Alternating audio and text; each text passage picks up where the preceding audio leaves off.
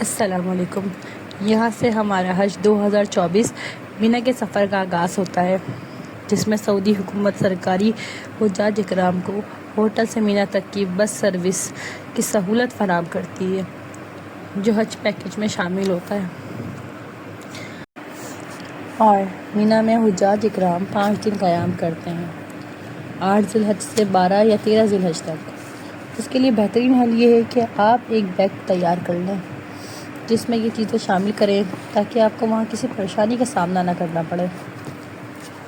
تو یہ چیزیں نوٹ کر لیں: 1 عدد بیک پیک، 1 سوٹ، پانی کی بوتل اور پانی کی 1 اسپرے بوتل، چٹائی، 1 جوڑی چپل، موبائل چارجر، کچھ کھانے کی چیزیں، سفری جائے نماز، تسبیح اور 1 عدد احرام، 1 چھوٹا قرآن پاک اور 1 حج کی کتاب، کہ جہاں پہ آپ کو جو مسئلہ ہو رہا ہو آپ آرام سے اس میں سے دیکھ لیں چیزیں، ٹھیک ہے۔ اور اپنا اضافی سامان لے کے نہ جائیں، کیونکہ حج ایک بہت مشقت والی عبادت ہے، لوگ تھک جاتے ہیں۔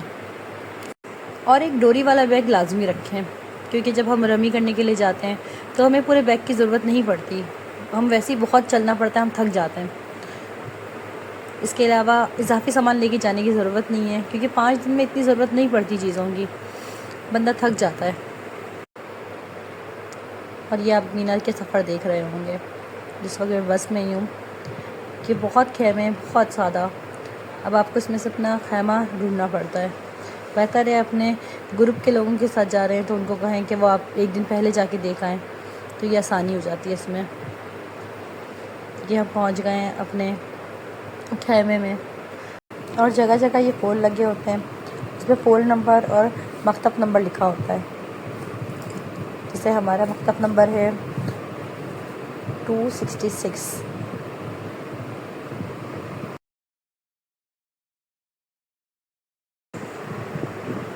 مکتب میں اس طرح سے کچن ہوتا ہے اور کھانا بھی اچھا ملتا ہے، مینیو کے حساب سے جو ہوتا ہے۔ ٹھنڈا پانی، چائے، سب کچھ مل جاتا ہے، آپ کو کیٹل لے کے جانے کی ضرورت نہیں ہے وہاں۔ اور کھانے اس طرح اس باکسز میں سرو کیے جاتے ہیں، جس میں فروٹ، یوگرٹ، ETC سب چیزیں ملتی ہیں۔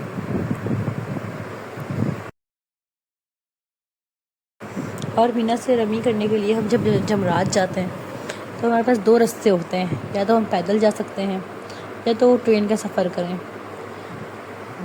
دونوں میں ٹائم لگتا ہے، ٹرین سے زیادہ پیدل کا سفر بیسٹ ہے۔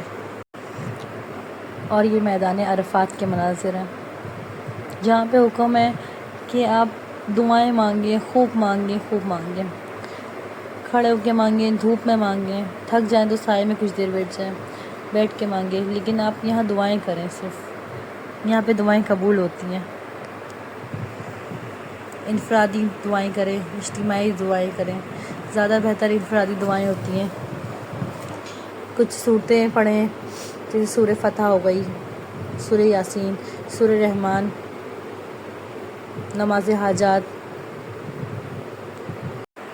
علماء کرام کا یہ کہنا ہے کہ وہاں پہ اللہ پاک کو راضی نہیں کر پائے تو ہم کہیں راضی نہیں کر پائیں گے، تو وہ ایک ایسا ہمارے پاس رستہ ہے کہ اللہ ہم سے راضی ہو جائے، ہماری دعائیں قبول کر لے۔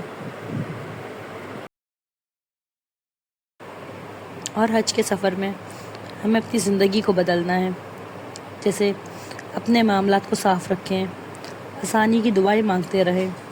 اور تیسری یہ، جیسے علماء کرام فرماتے ہیں، یہاں سے وہاں تک اور وہاں سے یہاں تک کوئی بھی کسی بھی قسم کا گناہ نہ ہو، یعنی اللہ پاک ہمارا حج